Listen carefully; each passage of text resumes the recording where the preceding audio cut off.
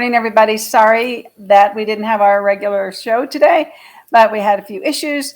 And just here to tell you, we have 26 days of inventory, and that of the 2,867 homes, almost 2,100 are single-family homes, and of those, 550 are 465,000 and under. So we do have some inventory out there. 25% of it is single family homes, 465 and under. So that'll tell you 75% is somewhere else, and it's above the 465. That prices are out there, and our sales have slowed down to 107 sales a day, giving us the 26 days of inventory. We were doing 120 sales a day last April. Just a little heads up.